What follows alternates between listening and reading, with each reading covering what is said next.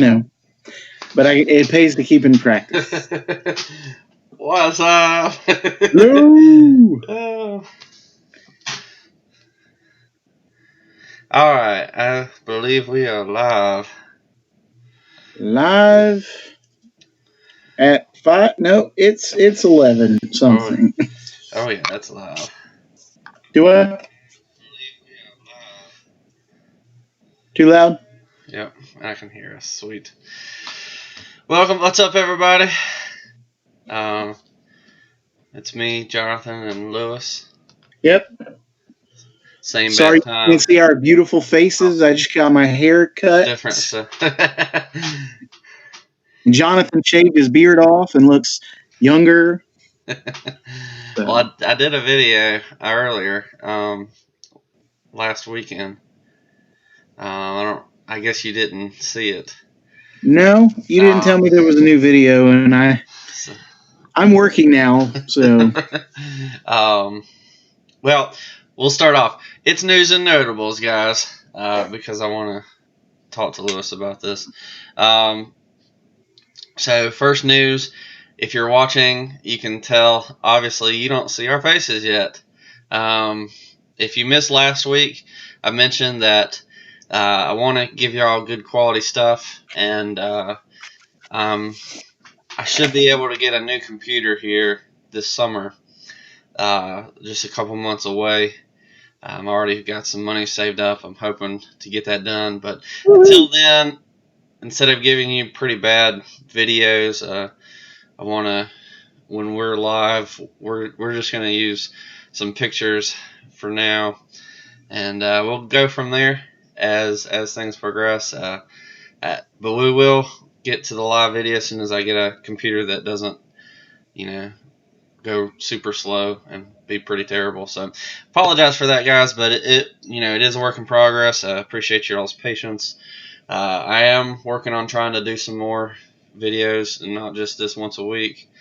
It's just my job keeps me very busy, and so this is time consuming enough, but we're here. Anyways, what I was saying, Lewis, is I saw an article last week that gave me a different idea for a possible big bad for the MCU. Okay. Because I'm pretty sure Kevin Feige hinting that the Mandarin is coming back. Right. So we talked about that briefly, or I responded when you put that up on Facebook. So I did a video about it. I think that would be a really cool villain to come next. Because since the results of Endgame, I don't think that it would be great to really, hey, somebody's watching, welcome. It's me and Lewis. We're doing news and notables. That's right. I don't know that it'd be great to bring the Mandarin back from against another hero, but if they did put him against the Avengers, I feel like that'd be an acceptable way to bring him back. What do you think? The only way he'll have enough power to fight them, though, is if he actually gets the alien rings, and the rings are no longer just the terrorist group. Well, and that was one thing I said is that's another thing that he could be searching for the next, couple stages. Oh, no, I don't think Mandarin is big enough to go longer than the one movie. Well, so I mean, if you want to start off an Avengers movie, kind of like Age of Ultron, right? Like they're fighting this group of bad guys. Like, was it Hydra? You know what I'm talking about? Age of Ultron, the beginning of it. Was that Hydra? Yeah, that was the end of Hydra.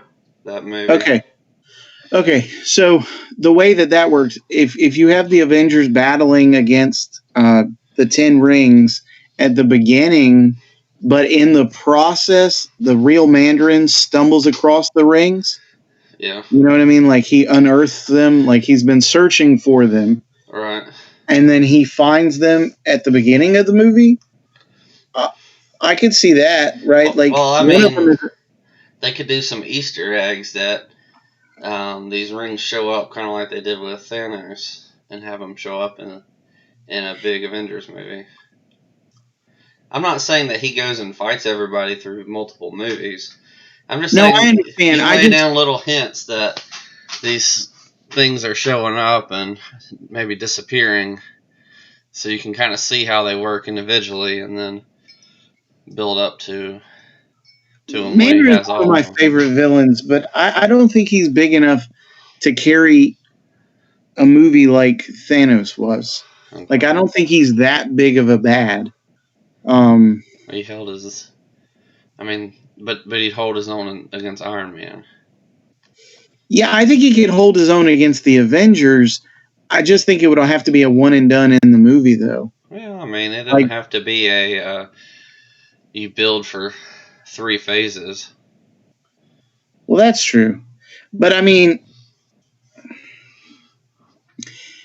now that aliens are in the mix, I really think we could have a scene that establishes like a scroll that decided to stay behind has been talking about it, and maybe he's there's some guy in the shadows interrogating the scroll, um, asking about the literal 10 rings, right? And he's just like, they crash landed somewhere on Earth because that's part of the story, right? Yeah. And then in the course of searching for it, he comes across it, and suddenly, like, the Avengers are fighting his terrorist group. They're defeating them, and all of a sudden, this guy, the Mandarin shows up in full regalia, and he's got the 10 rings, and he's figured out how to work them. Maybe not to the same um, expertise level as Thanos when we saw Right. him at the beginning of Infinity War, but he knows how to do it enough that he's holding his own against the Avengers. But then he feels like he's about to start losing, and so he uses the teleportation ring to beam out of there, Okay. right? Until he can figure out how to control all of them at one time, if that makes sense. Yeah. Like I could see that working really well, because with Falcon and Bucky having the spy background, that would feed into the terrorist side of things. Um, Hawkeye could show up if he wants to, right? Um, Well, they could. even just to inform them these guys are bad news, like I didn't want to cross them too, kind of thing. I think that would work. But short of building it all in one movie and being done with it, I don't know how to work, because I would need Iron Man if we're gonna build the Mandarin. I need Iron Man back, Yeah. because they screwed me over with the third movie, and I don't appreciate it. They said he's still around. Yes. But from what I understand, though, he's just going to be leading the 10 Rings, and he's going to be the villain in the Shang-Chi movie. Right. So That's the Kung Fu Master, right? that's right. So I think that could be really cool. Yeah. Which I think that actually would serve to elevate Shang-Chi as opposed to knocking Mandarin down, if that makes sense.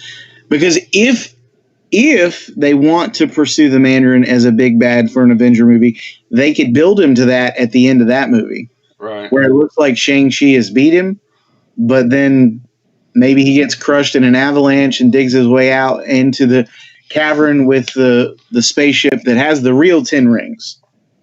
You know what I'm saying? Like, I can see get down with that. a shredder sticking his hand out of the rubble. That's right. That's right. Something like that. Yeah. And I just want to point out that movie, that first Teenage Mutant Ninja Turtle movie, is pure gold. It's amazing. It's amazing. It is faithful to what it's adapting. You know what it's Right. The second one making. isn't too bad either. It wasn't Yeah, as good, but it was good.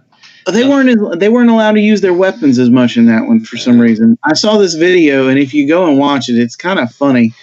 The missing link. Well, I love Keanu, the pizza guy. Oh man, he was great. I was sad he wasn't in the third one. Yeah. So apparently, in the first one, he's the guy inside the suit for Raphael or something. Huh. He's like the actual stunt guy. Right. Interesting. And he's like a legit martial artist too. Anyways, he was in a terrible movie called Surf Ninjas that has Leslie Nielsen in it, and that junk is funny. What you been reading this week or news? So news.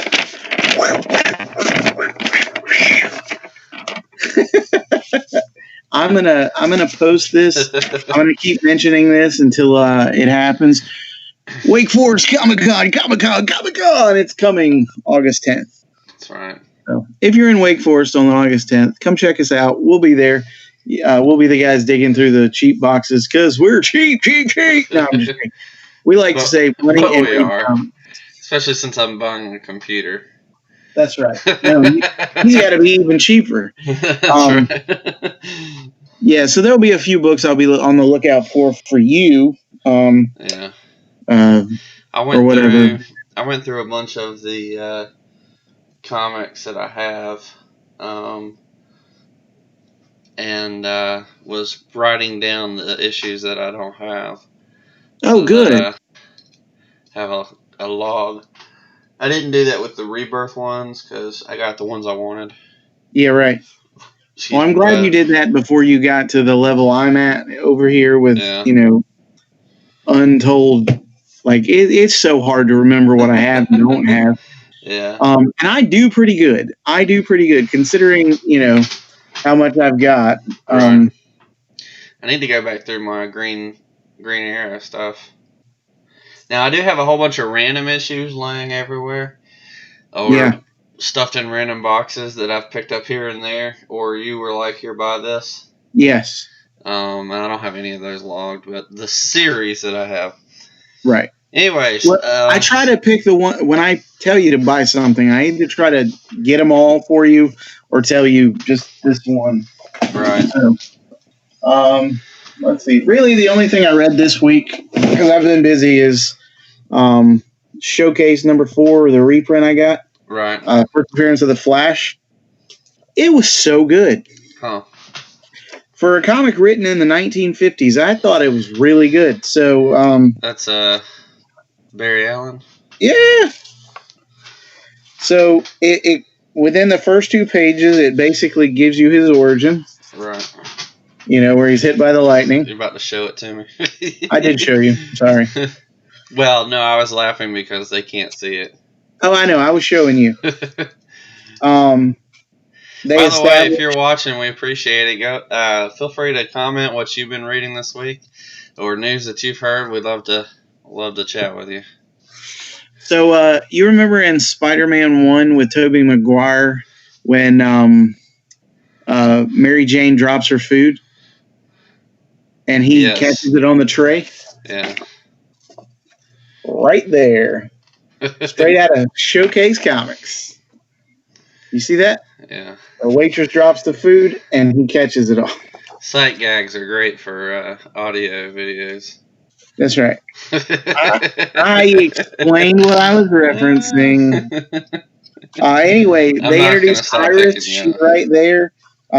They reference Jay Garrick as a comic book character. See? So let's see. He fights the Turtle Man. So he's the world's slowest human or whatever, the slowest man on Earth. And he beats him, and it's great. And then there's another story. Apparently, Flash was breaking the time barrier in his first appearance. Yeah. Or I guess technically second appearance. Since it's the backup story and that. But Yeah, so that was pretty much what I read this week. I felt like I read a couple things. The only one I remember offhand was Star Wars TIE Fighter issue 2. Nice. It was Any okay. good? It was okay. Yeah. It was okay. It looked cooler than it was. It was a little confusing. Yeah. I don't know. I would have probably enjoyed a Rogue Squadron better, but it was all right. I just didn't feel like it had a lot of purpose. Sure. Or a lot of drive. I don't know. Yeah. It's Star Wars. I'll probably read a little bit more and see what happens, but apparently it tied into some of the Han Solo cadet thing. I'm like, who in the world would buy this? Imperial Cadet or something like that. Nice. How do I know what's going on? Well, you got to read these other books. No, I don't. They suck. You can't write a good book about that references this bad book that sucks and suddenly make me want to buy it. Well, it's like Dr. Aphra. I was like, who in the world would read this? Like, dude, I was reading something the other day that said Black Panther is selling less than Dr. Aphra. Yeah, well, someone buys Dr. Aphra. Like, I've seen people buy it. And I'm like, are you what? Maybe the writer has a big family. It just doesn't make any sense. I don't know. The character is just average. Well, and that was the point they were making. Average, like, really, they were making is the fact this character's never even been in a Star Wars movie. How do people even care about this character enough for them to warrant she was a side character in a a Darth Vader storyline. That was okay. Yeah. Like, they made her bigger than she really was. I mean, I didn't dislike her. I liked her better than the droids. Hey, someone else is watching, welcome. It's me and Lewis. We're talking about news and notables. So let us know what you've been reading this week or heard about this week. Speaking of news and notables, I also went and saw Detective Pikachu yesterday, and it was awesome. So really excited. There was one thing that they could do that would make me mad, and they didn't do it, so I was very happy. And I'll talk about it later this week in a review video. But man, it was excellent. It was excellent. Here's one question that may or may not be a spoiler. Yeah. So if it is, just don't answer it. But is he the only one who can talk to Pokemon, or is there anybody else? In this movie, he's the only one. Okay. Fair enough. Is the mime scene as funny in the movie as it was in the previews? Yeah. Okay. Yeah, Ryan Reynolds is great as Pikachu. Ryan Reynolds is great. Now, not to spoil my review, and I won't give any spoilers. I won't give anything away because you should go see it. It's really good. The only problem I had with the movie was that they really closed the door for a good sequel. Huh. It was really well done. The story is great. But if they tried to do a sequel from these characters, it's not going to have the same charm unless they undo some things that they did, which is really going to spoil this movie. Right. It's not going to make this movie as good. So I'm curious if they're going to try to do a new movie, and if they do it, it's going to be very different. It's not going to be anything like the first one, which could be good. There's a huge component to this one that makes it great that they can't use in the next one unless they undo what happened in the first one. So I was a little disappointed that they did that, but dun dun dun. It worked well for the story. It was really good. Really enjoyed it, and I'll do a full review later. But great movie. That's really the reason I couldn't do this last night, because I drove a good ways away to meet my sister to go watch it. She doesn't like Pokemon. Like, she's never really been into it. Like, although when we were kids, she had 3 Pokemon cards, which was 2 more than I had. But, Tell us which ones you had. the only one I ever had was Eevee, and that's why Eevee's my favorite Pokemon. Which ones did she have? I don't know what she had. I never really kept track of what my sister did. Okay. But me and my mom play Pokemon Go. It's pretty funny. I got her into it, and my dad just kind of suffers in silence because my mom makes him drive everywhere to get all the Pokestops and stuff.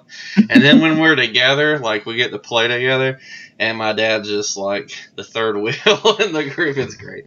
It's really funny. Anyways, but my sister doesn't care for Pokemon. Just not really her thing. But she loved the movie, so it's really for anybody.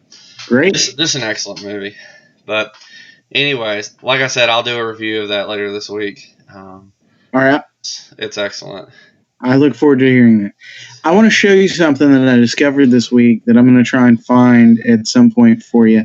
But I want you to read this title out loud. Okay. Yeah, another sight gag. When Power Man and Iron Fist teamed up with Doctor Who. Oh, I knew about that one. Oh, you did? Yeah. I didn't know you knew about that. Yeah. I think there was a Comic Tropes episode of that. Okay. I watch a lot of Comic Tropes because that guy is hilarious. He is. There's one he does with Chris Claremont where he's like drinking. Yeah. He's like having a drinking game, and he gets really drunk. That's a funny one. Yeah. I really like his stuff. So I watch him a good bit. I haven't watched him in a little while, but that's, I think, because I watched most of his videos, and I'm just, waiting for new stuff to pile on. And so, anyways, any other news and notables? X-Men's ending in July, and then they're going to restart it again. Of course. And I really only mention it because X-Men used to be Marvel's top tier book. Right. They had like 20 ancillary titles floating around at one time. And there was a market for that, right? Like you could read X-Force or X-Factor or Excalibur or Uncanny X-Men or just regular X-Men or Cable or Wolverine or Gambit or, whatever. Unlimited X-Men where you get random stories. Turns out they were just filler stories, but some of them were actually really good, and you were like, I'm down with that. Let me get some of that. Yeah. I was watching Professor Thorgy, he's another YouTuber, and he was talking about how Marvel hadn't really done a big crossover or reset of their universe in a while, and then he heard about the X-Men rebooting, and he's like, "Oh, there it is." I was like, "Okay." But what are you talking about? They're doing War of the Realms right now, and that's a big crossover. Okay, I say crossover. He meant reset. Oh yeah, right. Okay. Anyways, yeah. This one's supposed to change everything. Oh, and I read Tom King. Tom King is screwing with Batman, and he had to go get like permission from Warner Brothers to do whatever he's going to do to Batman. Oh joy. The speculation is he may kill somebody, like Batman may kill somebody. Maybe he'll Bane, I think. Maybe he'll go and try to hack a computer so much that he accidentally explodes and kills a bunch of people, and then set some other people up to prove his innocence, and then kills himself. Yeah, that's what we need. Thank you, Man of Steel. You started all this. But that might be really terrible to do to an established character that people love. Yeah. I got into an argument with my comic book guy, who apparently is a Wally West fan, so that's pretty cool. But he's like the 1% of people who are Wally West fans. Everybody else loves Barry Allen. I'm like, what are you talking about? People love Wally West. That was one of the biggest complaints before Rebirth, which is why they brought him back, because that's been one of the biggest complaints since Flash Rebirth. When they brought Barry back after Final Crisis, Anyways, we could go on about that, but we should probably get on to our main topic. Yes. For the night, I'm going to go ahead and switch pictures. That'll be fun. All right. Let's see if I can do that. But no. I think it's well established, and you can agree with me when I say this. Yeah. That a hero is only as good as the villains he has to fight. Right. Now, you might not agree completely with that statement, but you can certainly understand where it's coming from. Sherlock Holmes, we think of Moriarty or Adler, the girl, Irene Adler, I believe her name is, right? Or the Jedi, the Sith, Right. These great dichotomies that represent these opposing ideals. Well, we're going to talk about top rogues galleries. And if you have a bad villain, it's usually not a good movie or a good story. Yes. So people love, like, I think one of the reasons that people love Batman so much is because of the Joker and the popularity of him. Now, I'm gonna argue he's a little bit overrated, but I like the Joker still, and I think makes a great addition to Batman. And so similarly, like characters like, I think the greatest villain of all time, Darth Vader. You might be a little biased there, sir. Oh, I'm definitely biased. But yeah, Doctor Doom is better. If you watch Darth Vader is a poor man's Doctor Doom. Get out of here. Throwing me off, man. Part of the success of A New Hope was how great Darth Vader was. Absolutely. And especially Empire, and why it's considered the best sequel of all time is because how great Darth Vader is. And so, having a great rogue gallery really, or a great, main villain, really draws out the character, which is why one of the reasons DC, I think, is better than Marvel, because DC has a lot better villains overall. Oh, yeah. Yeah. I mean, I say they have better heroes too, but again, I'm biased for both of those. So, again, if let us know, write in the comments who you think are the best has the best rogue gallery, and we're obviously right, so you're gonna agree with. No, I'm kidding. So, all right, let's kick it off. Me and Lewis actually disagree with our number 5. So we're going to do top 5 individual heroes, rogues galleries, and then top 5 team rogues galleries. So let's do the teams first. Okay, that's fine. So number 5, we have the Avengers. That's right. And you say, what? How could you put the Avengers so low? They just had the one of the most money-making movies in the history of the world, and it was so awesome. And you're right, it was. It was great. We said that over and over again in our own videos about that. But where do we go next, right? Flip a coin, because, what are we going to do? Like, if you're sitting around wondering, I don't even know who they could possibly pick. Yeah. So if we start naming them, right, we said Doctor Doom, Galactus, and then we've come up with some off-the-wall ones like Kang, which might be hard to explain. Except for Doom and Galactus aren't Avengers villains. I was about to make that point, Jonathan. But that's what I'm saying. So, like, if you start considering, who are the Avenger villains, I could go deep in the list, but you might not think they're as top tier as, some of the other villains that we have represented in these other team groups. But they do have Ultron. They do have Thanos. They do have Loki. I look at Loki, and I love him in the movies, but ultimately I still see him as a villain. You have Kang, the Conqueror. You have Grim Reaper, Wonder Man's brother. He's like, Grim Reaper character, right? Let's see, who else do we have? You have the Gatherers. You have where's my list at? I made a list at one point in my life of all these excellent any of whom villain. could probably, or many of whom could be the big bad of Yeah, the MCU next. if I can just find my list. You got the Masters of Evil, Graviton, Count Nefaria. Not all of these will jump out to you folks. The Squadron Sinister, the Grandmaster. Um,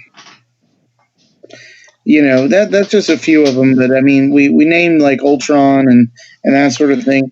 Uh, they just go deep and weird, right?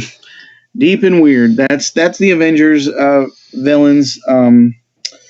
And I think they're worth checking out because they're interesting, right? Like I love Graviton. He is one of my favorite characters. If you disagree with me, you need to go watch the Avengers Earth's Mightiest Heroes, the first 2 episodes of the main series. The Avengers fight Graviton, and it's amazing. Like it does such a great job for helping you guys see why he's a cool villain. He's got gravity powers and functions similarly in his OP-ness to like Superman levels, but it's just really cool.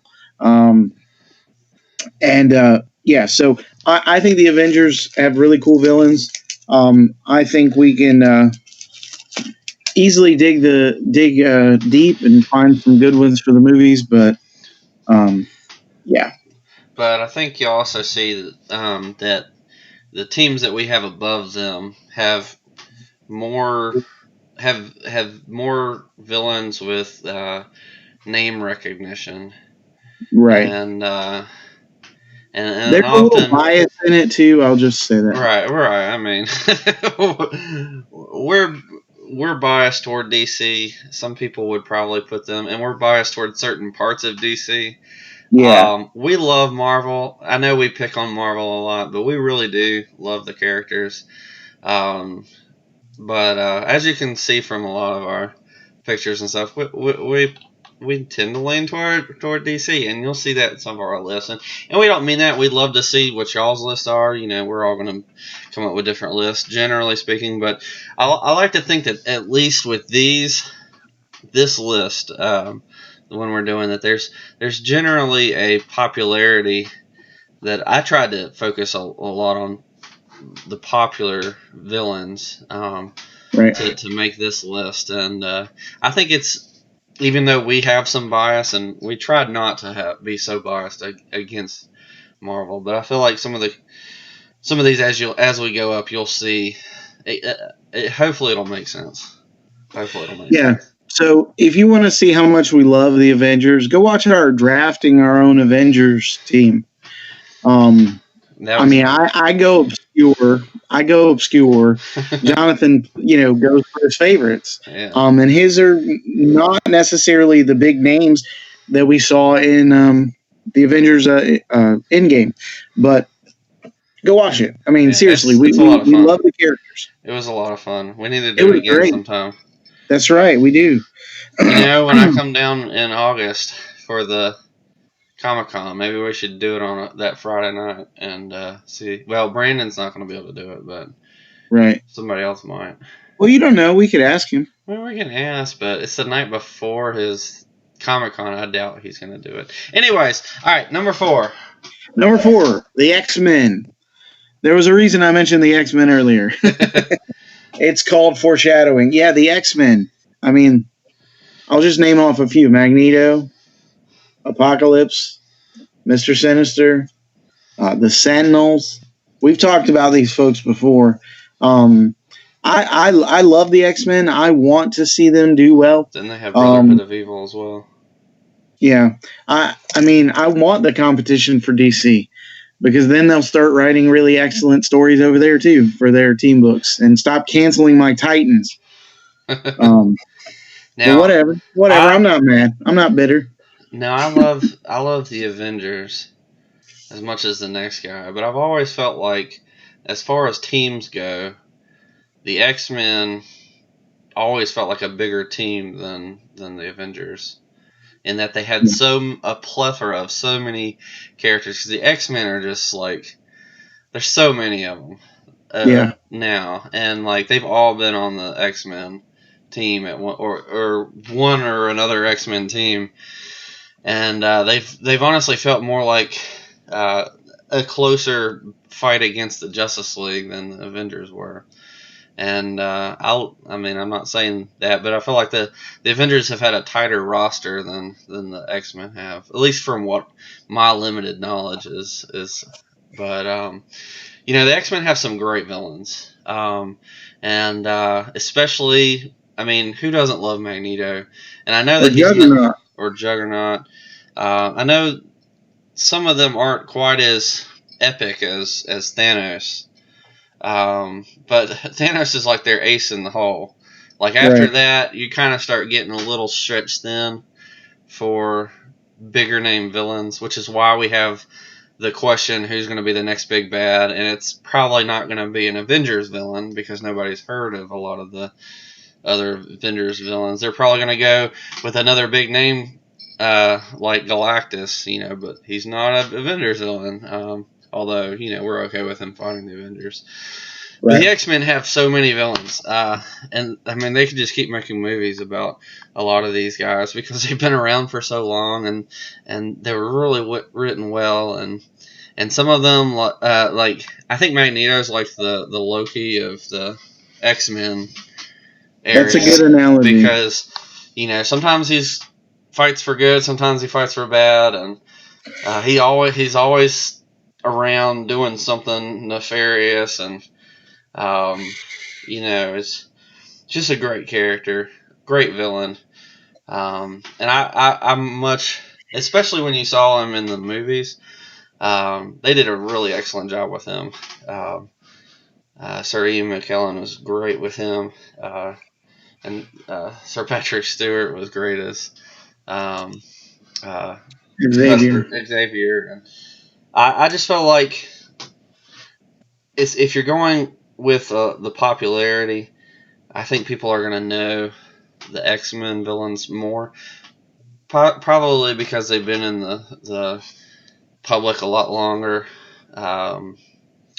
as far as like movies and television and cartoons. Because X-Men was around before the Avengers stuff was, and back when Iron Man was a B-list hero, and before the whole fad came around. But and I don't say that to down on those characters because I love those movies and stuff. Lewis is giving me his fist there. Hey, you can't deny it. Like I know, popularity wise, he was a B level hero. He didn't really sell. You told me that yourself. I know. And the X-Men have always sold, which is why they reboot them every few years. But the funny thing is they didn't have to reboot every few years to be such a high seller. So I'm hoping that when Jonathan Hickman takes over writing in a couple of months, he hits on something positive and brings the X-Men back up to a level they deserve to be at. Right. So that's number 4, unless you got something to add. Yeah, I got one more thing. So spitballing an X-Men trilogy. So part 1, Magneto's the villain until he suddenly dies in the past at the end. Part 2, Age of Apocalypse. Part 3, they got to fight Apocalypse, and both in the Age of Apocalypse and in the real world. And all right, Marvel, I just came up with a plot line for your movies. So get on making that with all your big money. It'll be a few years before we get that, though. I know, but I'm saying they got time now. They know what they know what they got to do, so they got time. They got time to work on it. And plus, it'll be enough time past that people will have forgotten the other Apocalypse. Hey, they could move Scarlet Witch over into the X-Men world. No, they'll probably make it the X-Men from another world. But yeah, we'll see. They gotta have Jean, man. They're gonna keep Jean because she's central. I'm not saying that she would replace. I just think that she could slide over into the X-Men and be a good. Look, I look forward to when those two fight each other when they do Avengers versus X-Men. That would be awesome. Yes, if we make it that far. Yeah. All right, number 3. Number 3, the Fantastic Four. Lewis and I had a long debate about this one. Yeah, because he wanted to put our number 2 team below this team. But here's the thing. I'm going to not give away our number 2 team, but our number 2 team has individual heroes as well as team members of this particular team, whereas the Fantastic Four have Fantastic Four villains. This other team has their villains plus the heroes that make up the team's villains as well. But, I mean, you heard me earlier when he said Darth Vader was the best villain of all time, and I was like, no, Doctor Doom. Darth Vader's a poor man's Doctor Doom. I'll fight you. Look. Seriously, though. So the Fantastic Four, I mean, they got Doctor Doom, they got Galactus, they got other characters that, folks are not as familiar with, but I am. And I'd have to think about it, but I could probably at least agree that Doctor Doom's the best Marvel villain. I think you did agree with me on that when we did our villains list. Man, you got the Mole Man.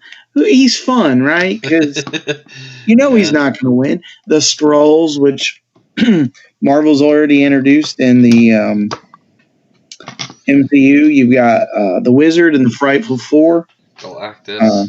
Annihilus, who's mega powerful. Blastar, who's fun because he thinks he's something but then ends up getting beaten. Psycho Man. You've got Claw. He's principally the Black Panther villain, but he's plagued the Fantastic Four too. Then you've got characters that have crossover appeal. You've got the Heralds of Galactus, which are so much fun. Whether it's Silver Surfer or Terrax, Firelord, whoever. I kind of hope they find a way to incorporate all those guys if they do go the route of including Galactus as the big bad. So the main reason that I argued for the Fantastic Four being on the number 2 slot, although we could have put it as number 4 because they're the Fantastic Four, but I didn't. I didn't argue with that. I just feel like with Doom being one of, if not the best villain in Marvel, and he's a Fantastic Four villain, and then Galactus being one of the greatest threats of the DC universe or the Marvel universe, that it just makes sense. And they're both very popular characters. The regular common man has probably heard of both of them. Yeah, but if their only knowledge is that sorry Fantastic Four number 2 movie that came out, I'd rather they didn't know about them. Yeah, well, that's irrelevant to the point. Nope, totally irrelevant. So, your point about the individual characters, I mean, that's true, but it's not quite as unique to them. I mean, I ultimately submitted to your argument because it's not that big. Okay, but here's the problem, and this will sort of help solidify my point. But let me ask you, folks, if you're watching a Fantastic Four movie, who's the villain going to be? Doctor Doom. Thank you. You proved my point when you say that. Because, I mean, Jonathan and I, we've talked about this a number of times. Who's going to be the Fantastic Four villain? Oh, Doctor Doom. No, I don't want him to be the first villain. I want him to be the third villain we get to in the trilogy. Or even the second one. I mean, I want him in the first movie, but I don't want him to be the villain in the first movie. Yeah. We all know he's going to be the villain because he's Doctor Doom. Like, it's a given, but it doesn't have to be a given that he's the primary villain in the first movie. Right? Yeah. Like, not that really has anything to do with what we were talking about, but I agree. Yes, it does. We're talking about the Fantastic Four. And all so right. I'm asking you, but I'm saying, like, here's the problem with the Fantastic Four's villains. Who would you have as the villain in the first Fantastic Four movie? And, of course, your answer is going to be Doctor Doom. Like, it's a given. But I'm saying I think there are other villains who could serve to emphasize the uniqueness of the Fantastic Four universe within the Marvel universe. Well, I think a good way to do it is to have them show back up on Earth as if they've been trapped somewhere for a long time. Right. And we've talked about that. Sure. And you can kind of have hint a little bit to Doctor Doom and his history with Richard, and Richards. Sorry. You're good. And kind of lead to that. But I would have some kind of alien showing up on Earth. Mole Man and his monsters, dude. Or you could do that. Or you could have them. You could do like a 5-minute origin just to remind people, where instead of them being zapped in space and brought back to Earth and wake up with powers, something sends them out into space somewhere, and their movies are them trying to get back home or something like that. I'd be down with that. Kind of like a Voyager type storyline. Oh yeah. And then they find themselves in the negative zone. And maybe you have like the heralds warning them of Galactus coming to Earth. And so, or as you have talked about, having them be the reason Galactus is coming to Earth, and you have them trying to race back home and save Earth. Or so, I don't know. We'll see. I think there's a lot of good ways they could do it, but that's Fantastic Four has some great villains, and they're such a fun team to be around. It's always exciting to read their stuff, and so. That's why they're number 3 on the list. So number 2 on the list is the Justice League. The Justice League. So and you're like, what? The Justice League and the Avengers aren't the number 1 team? No. This is where not for us. Not for us. This is where our bias starts to show. But yeah, so the Justice League, you've got these mega level threats, right? Darkseid. You've got Despero. You've got the Legion of Doom, made up of the Justice League's some of their main villains, right? That right there gives the Justice League the edge over the Fantastic Four, because you have the individual heroes who have their individual villains show up. I'm just going to drop a title for you. If you haven't read Tower of Babel, go read that. Ra's al Ghul beats the Justice League. Just about takes over the world.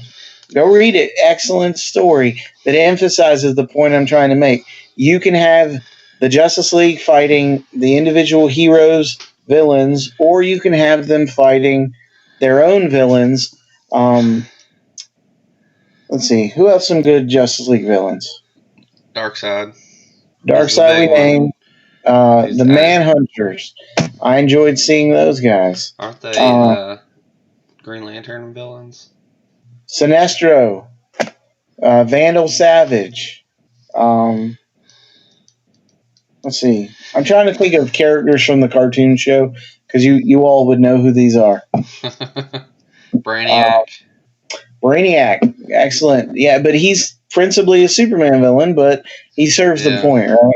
Well, and one of the things with the Justice League that I don't feel like applies as much to the Avengers is that pretty much all of the Superman villains and the Green Lantern villains all become Justice League villains, because they're so big and powerful that sometimes it takes the whole Justice League to beat them.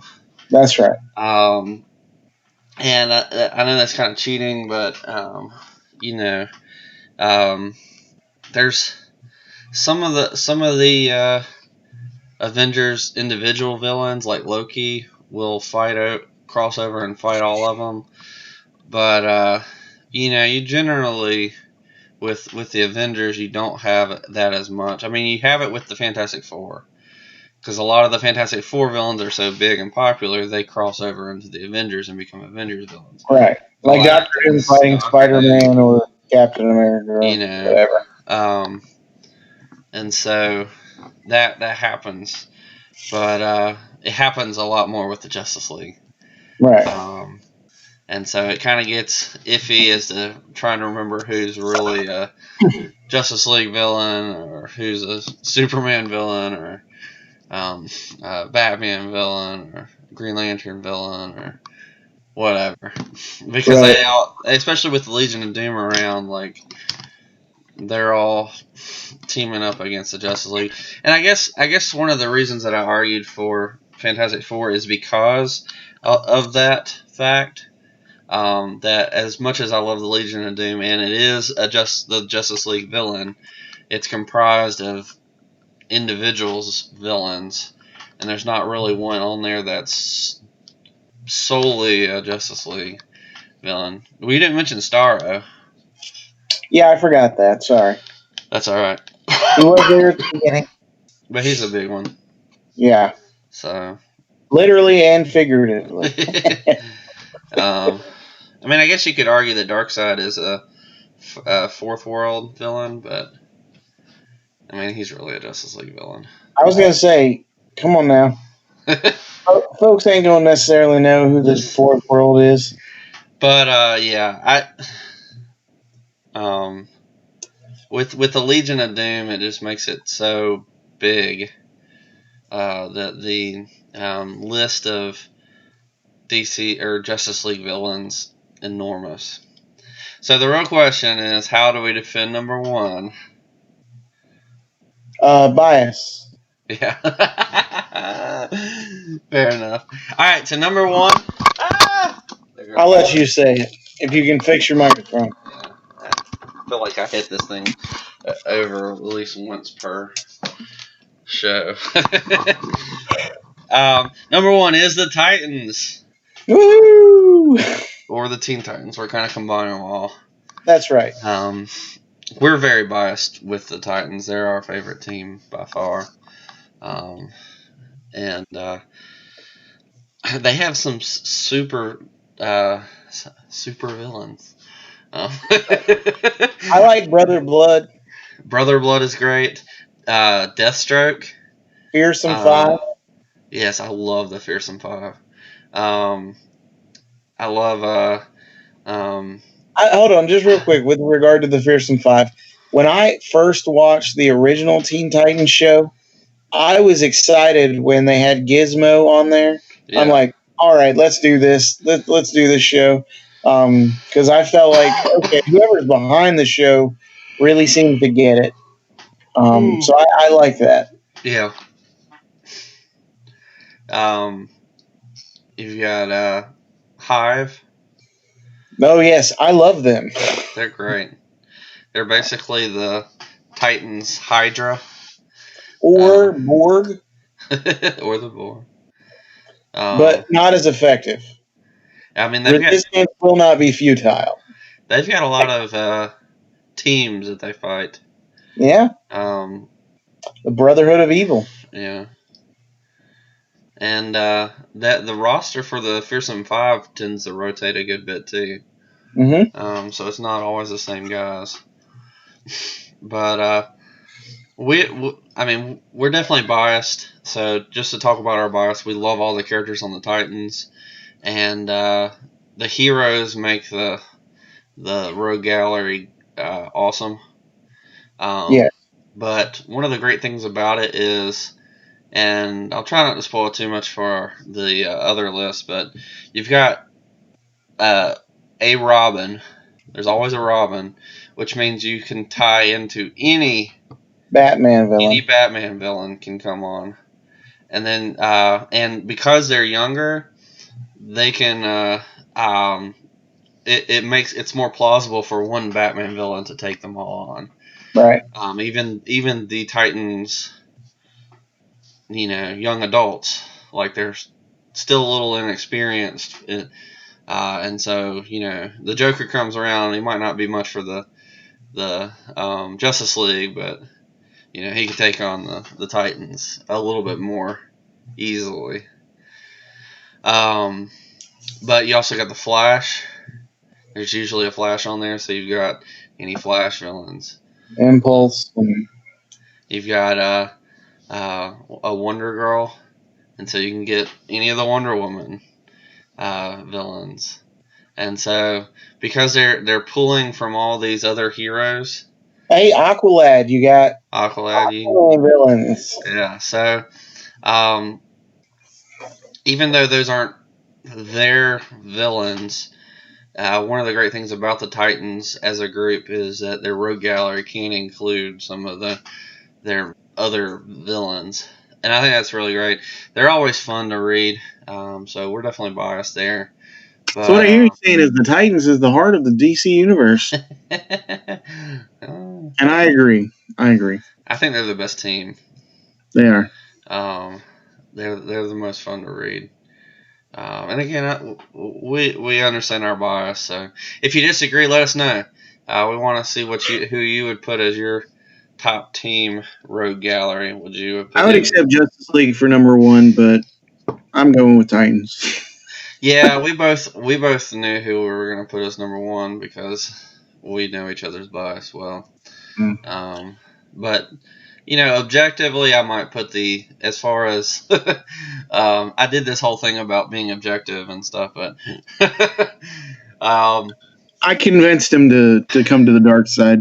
I could see Justice League being the best, objectively speaking, but I'd still try to argue for the Titans. I mean, they don't have as many big names in popularity, but with the TV shows, I'd say that's changed.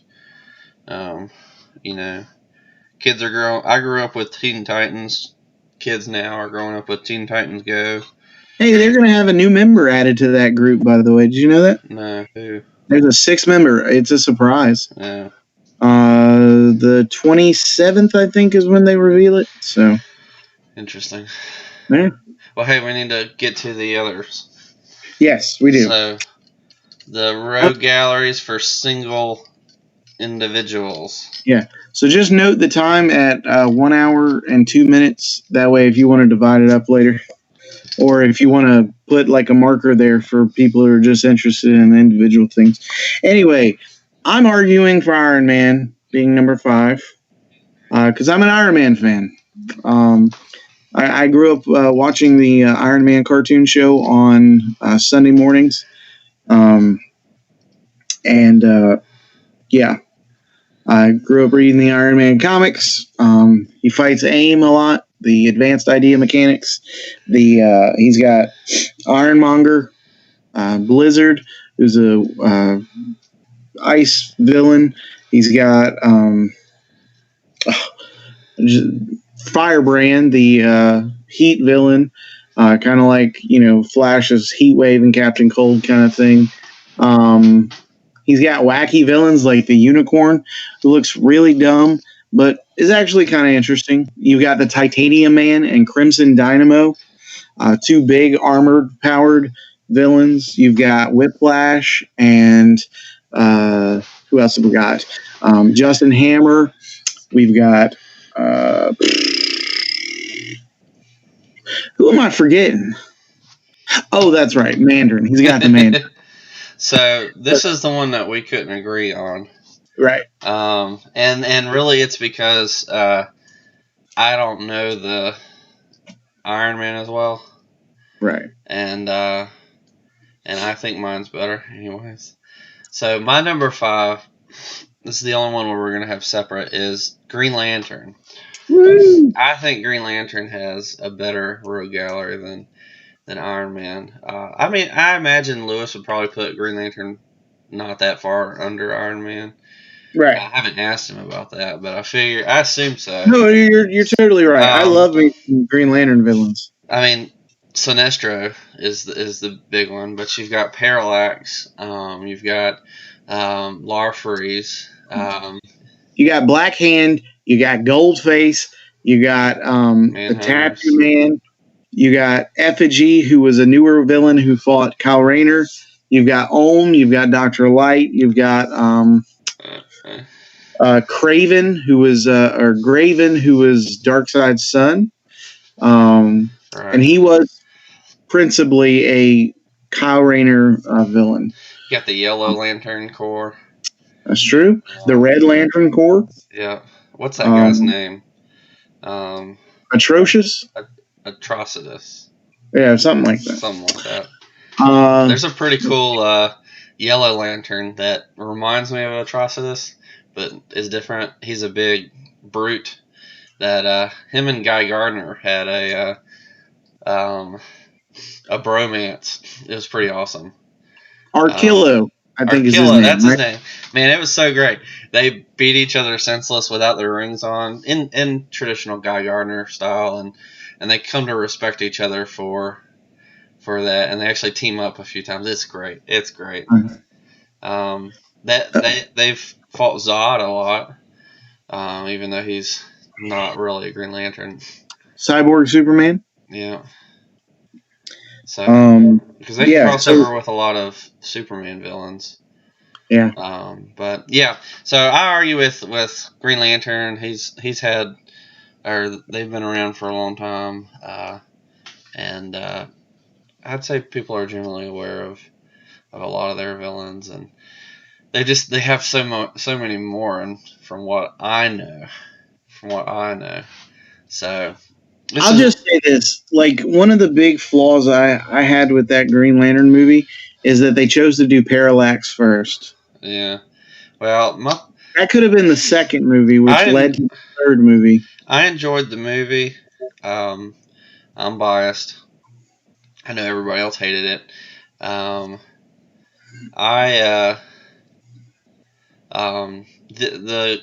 CGI didn't bother me. Again, I usually don't care about any of that. Except Aquaman. Well, it's the only flaw in an otherwise perfect movie. I'm just teasing you, dude. I knew you were going to say that. I was ready for it. It's the only flaw in an otherwise perfect movie. Which I say that and still put Wonder Woman over it. I just love that movie, man. The war movie. Dude, so good. I'm telling you, everything about that movie is pitch perfect, except for that last battle. And the mustache gets it. Well, yeah. That's so weird. It's so weird. So weird. Anyway, it's like the weird kind of level of creepy you're not trying to go over again. So, number 4. Are we moving on? Well, I was saying something.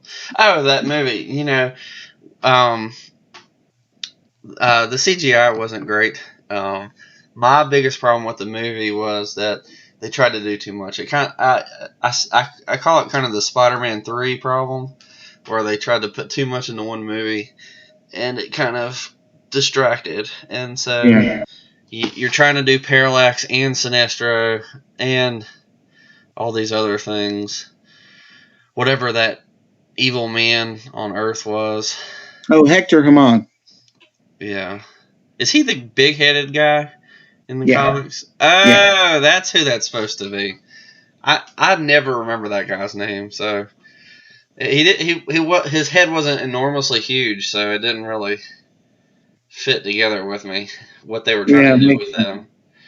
Well, they make him hideously deformed in the movie, and they mixed it with Parallax, which made no sense to me. I don't know. I liked it because I love Green Lantern, and I'm very biased. So when he's like near the end and he's saying the code, I love it. But so that's my number 5. But we agree with the rest of them. So number 4. So number 4 is Superman. And you're like, the greatest hero ever. No, I'm just kidding. Seriously, that just tells you how deep the rosters of the top 3 are.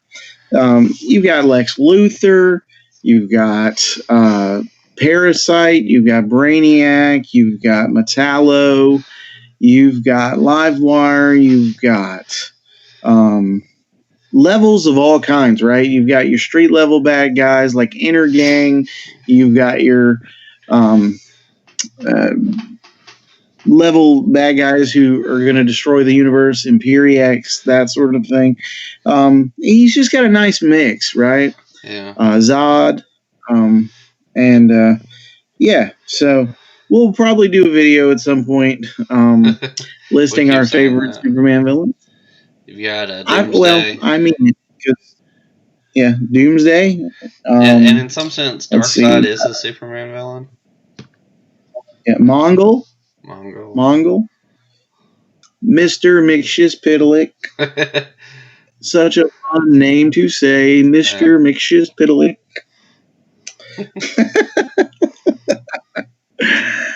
Yeah. Anyway, so you have Bizarro. Just a bunch of fun. Bunch of fun villains that have varying degrees of power or ability to stand up to Superman. So yeah, it's a nice mix. So definitely has some more notable ones than others, which is why he's number 4 on the list. That's right. You got anything else? No, I completely agree.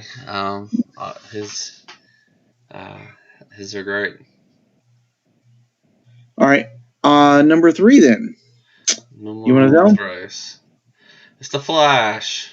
Of course it is. Where else would be on this list? Hey, I want you to tell me who you think his top villain is. Reverse Flash. You think so? I think Abracadabra, but Mark Wade convinced me of that. I love Abracadabra. Yeah. I just feel like the antithesis of the Flash is the Reverse Flash. Sure, why not? So, so here's how I'd put it. We'd all agree Batman's greatest villain is the Joker. Sure. Joker's the antithesis of Batman. And by antithesis, you mean antithesis? Sure. I've heard it both ways. My favorite Batman villain is the Riddler. I think he's a much more interesting character. He's more fun, more interesting to me. I think he's better. But I don't disagree that the Joker is the perfect match for Batman. Similarly, the Reverse Flash, I think, is the greatest villain for the Flash by nature. Oh, okay, if we're talking Barry Allen, I agree. But I'd say Abracadabra is probably more of a favorite for both of us. Yeah, because he's a Wally West villain. Right. Now he might be the antithesis for Wally. Hey man, that would be an excellent twist to Heroes in Crisis if he were behind it all. Yeah, that'd be awesome.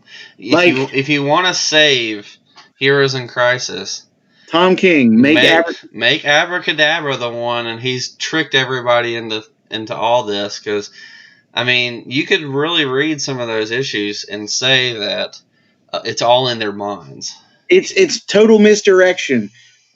And I would take back every bad thing, or most of the bad things I've said about Heroes in Crisis up to this point. And I will commit to purchase the trade whenever it comes out. If you do that, I will buy your stupid trade at full price, or whatever Amazon's offering it for when I go to buy it pre-order.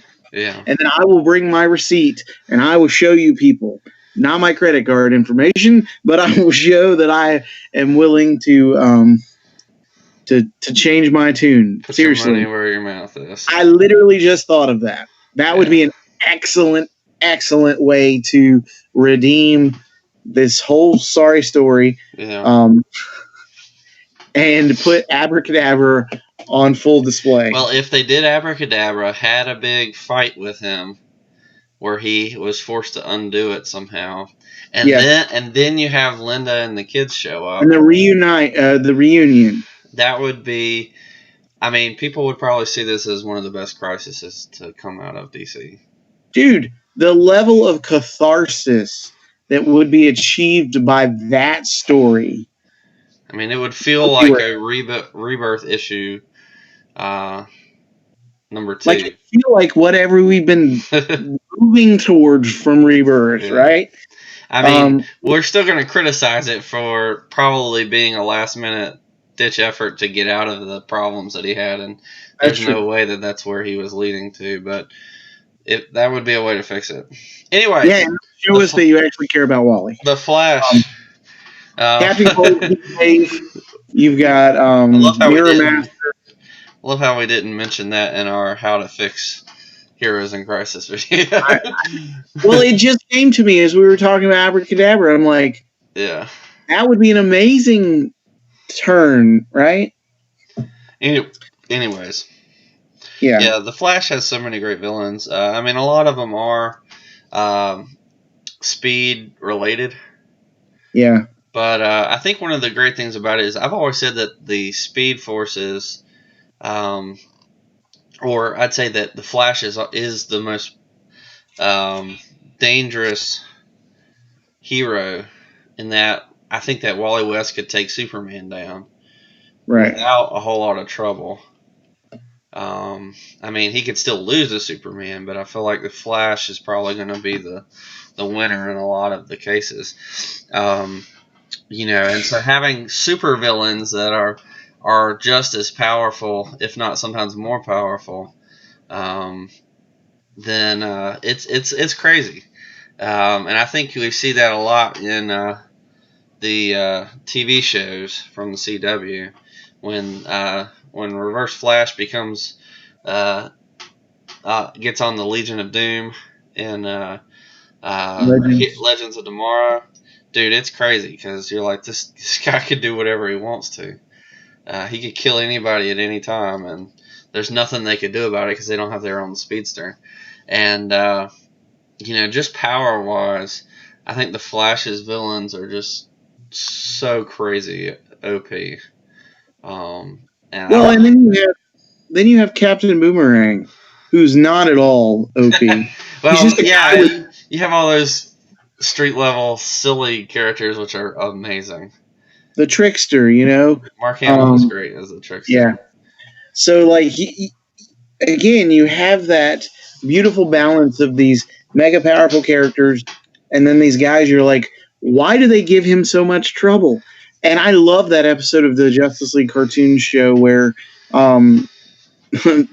Central City is throwing him a parade, Yeah. and so Batman and Orion show up, and like they go to this bar where the bad guys hang out, and he has this conversation with the trickster. He's like, "Are you off your medication again?"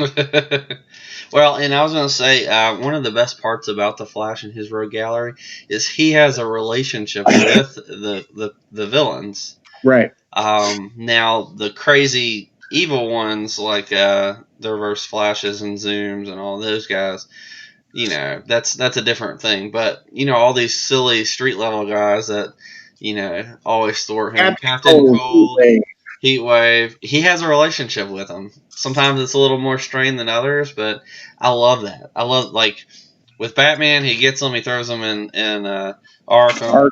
But with Barry and Wally, they try to redeem their villains. Because they care about every person. Right. And I think that's great. I think that's why I like the Flash better than I like Batman. But that's neither here nor there. For the record, that doesn't start with the TV show. That doesn't start with the cartoon show. That's in the comics. Yeah. If you go back and you read that, that's in the comics. That Barry and Wally care about the bad guys. Yeah. And that's one reason I didn't like the Flash from Justice League. He just wasn't.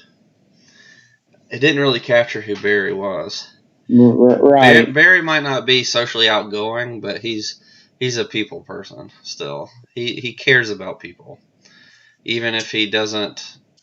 Even if he's not extroverted, he still reaches out to people, and I love that. I love that about him. So, all right, number 2 then. Spider-Man. Does whatever a spider can. Does he have cool villains? Yes, he does. Look out. Here comes Spider-Man's Rogues Gallery.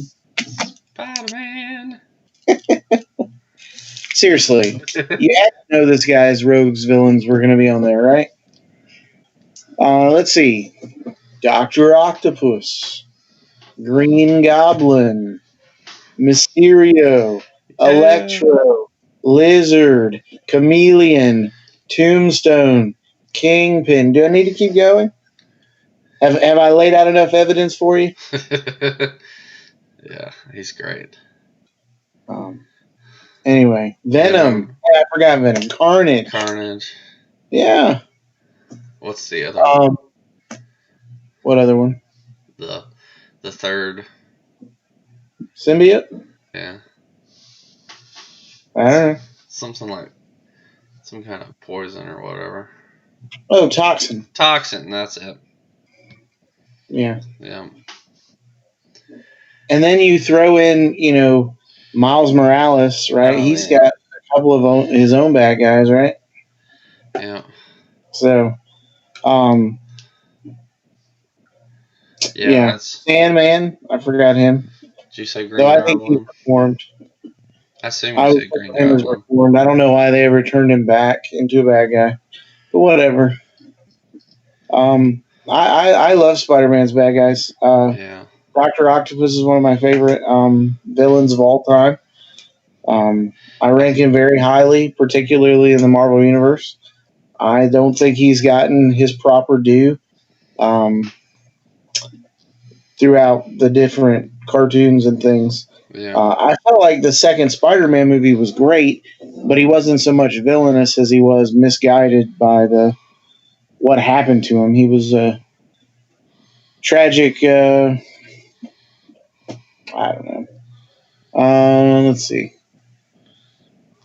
Villain by mistake, so to speak. You know what I mean? Yeah. He just wanted to finish his experiments. But the Dr. Octopus that I love the most is the one that is a villain. Even if you try to play up the redemption angle after a while with like what they did in the comics a few years ago, where he took over Spider-Man's body and all, whatever. I don't care about that. I just like the villainous Dr. Octopus who very much wants to show that he is smarter than you. And he doesn't need to use his own hands because he's got his octopus arms to give him the advantage. Right. Yeah, I watched. I think it was the Ultimate Spider-Man show. Cartoon. Yeah. And that was good. And I much preferred the Doc Ock that we got in Spider-Man 2 over that. Oh yeah, because he looked more physically threatening. Yeah. Instead of kind of a short, fat guy that just had mechanical arms. Right.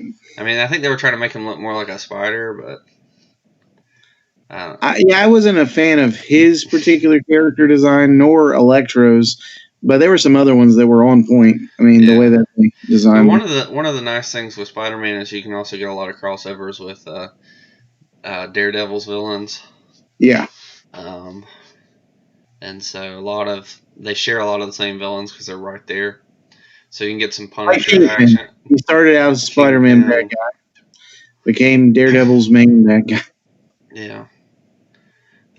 But you can get some Punisher action going there, and yep. You gotta love the street level villains and things like that. And so I think that's one of the reasons I like Spider-Man so much, is he's kind of a street hero. And a teenager. He's friendly in neighborhood, right? And so all these villains are they're like small town, but they're big. So right. But yeah, that's all I got for Spider-Man. All right, folks. He's great. Love his villains. We are here at our number destination. 1. I think it's obvious. Who else would it be? No. Batman. Of course, it's Batman. Who else would it be? I mean, we ruled everybody else out. That's right. And we want this to end in the way mysteries are supposed to end. That's right. We've dropped clues, right? We've given you hints. We've eliminated all the other suspects. There's no one left but the world's greatest detective, Batman, and his rogues gallery. Yeah. I mean, Joker, Riddler, Two-Face, Penguin, Catwoman. Who else we got? Killer Croc, Bane. Who else we got? Thomas Clayface. Wayne now. I don't know that I'd count him in that, but whatever. Ra's al Ghul. We were talking about him earlier with Sarah Babel. Who else Deathstroke. we got? Even though he's a Titans villain. Who's Deathstroke. that? Yeah, Deathstroke. Deathstroke. Yeah, Clayface. Killer Croc. Clayface. I love some Clayface. Let's see who else we got. Killer Croc. I mentioned him. Did you? Yeah, Mr. Freeze. Mr. Freeze. Good call.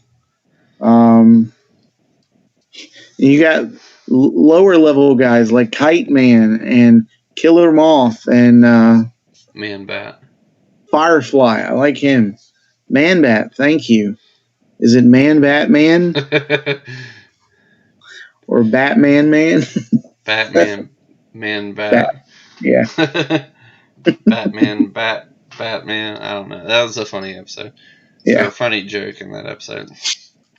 So, yeah, I was thinking about this the other day, which prompted our doing this episode. You know, Batman's villains are just so interesting. That doesn't mean I'm not disappointed that it seems like the new Batman movie is going to have the Penguin as the bad guy. Scarecrow. Scarecrow, thank you.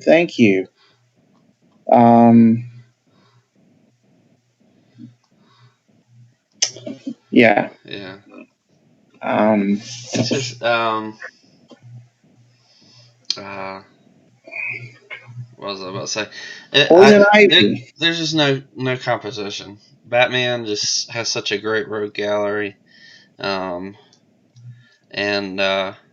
it's crazy that you could really get rid of all of the other things in the DC universe, and people would still line up and buy Batman. Yeah. Batman doesn't need to go anywhere to have interesting stories for a long time because he's got so many interesting villains in one little city. It's crazy how good that they set Batman up, and that's why Batman sells. Everybody loves Batman, and it just, it's really great. So DC, as you make these movies, don't screw this up. I mean, this is a walk-off home run where the guy throws it straight down the middle, fastball. All you got to do is line it up, turn into it, and watch it go over the wall. It's a home run, man. I mean, Batman, you establish who Batman is, right? Batman is the identity. Bruce Wayne is the mask, right? Yeah. And then you have the support people in place. Alfred, if you want the Robins, whatever. Gordon in Gotham. Rock and roll, lock, load, reload, whatever. Did you say Two-Face? Yeah, he was my third one. Okay. Because I've been thinking a lot about him lately and his relationship with Dick Grayson. Yeah. And I love the character Two-Face. I really like the Batman animated series version with the white and black suit. Yeah, I like that. I like that. And I like that he and Bruce were close friends before he was attacked in such a way that he became scarred. Well, I thought his part in The Dark Knight was the best part of the movie. Yes. His turning to the dark side. And I mean, the best line of the movie comes as a result of what happens to him, right? At the end. Yeah. Where he's talking about. There's a funny scene from College Humor where they did Bad Man. That was a funny where they meet him, and every time he turns his face, Harvey, there you are. All right, quick, Two-Face is here. Quick, are you serious right now, Batman? Are you serious? That was good. Anyways, but But all of Batman's characters are really goofy and silly ideas, just like Batman himself. But then you can also have It's like the this dude side in where costume, wing, pointy ears. And then you can have like this serious side and this dark side. You can make the characters uh, that they're so easy to make goofy and dark, and I think that's it's hard to do with a lot of the other villains, um, you know, and so I just I love Batman's uh, rogue gallery. So you gotta love their obsessions, right? Like Joker with jokes, Riddler with riddles, Two Face with the number two, Calendar Man with killing people on holidays and Bat junk might. like that. We didn't say him, but Bat might. That's true. Batman's biggest fan. But anyways, guys, let us know what you think. Oh, we didn't say Harley Quinn either, or did you? Oh, no, I did not. But she's one. I Let mentioned Poison Ivy, but I didn't mention her. right. Let us know what you think. Who's your favorite rogue gallery? And which team do you think has the best rogue galleries? Um, we're we're interested to see what you think. Do you disagree with us? Do you agree with us? Give us your best arguments. We'd love to discuss with you. Obviously, I said we tried to do it unbiasedly, but this is definitely the list that we think is the best. And we probably give you on the team side that um, Titans might not be objectively number one, but I think for us that they're definitely number one without question. We love their villains the most, and Yeah, we'd love for you to love them too. that's but let right. us, Trigon wants you to love them as well but let us know what you think. because we Who? want to hear from you. We want that interaction with you. Yeah.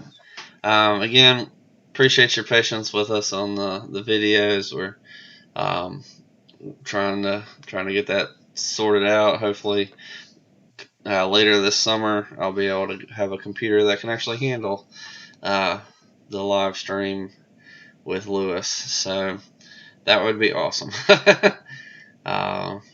I'm surprised that we even got this working with this stupid computer that I have. So it's pretty lame. But anywho, we appreciate you watching. Thanks for subscribing, liking, commenting. We appreciate y'all hanging out and listening. And we will catch you next time. Peace. Peace.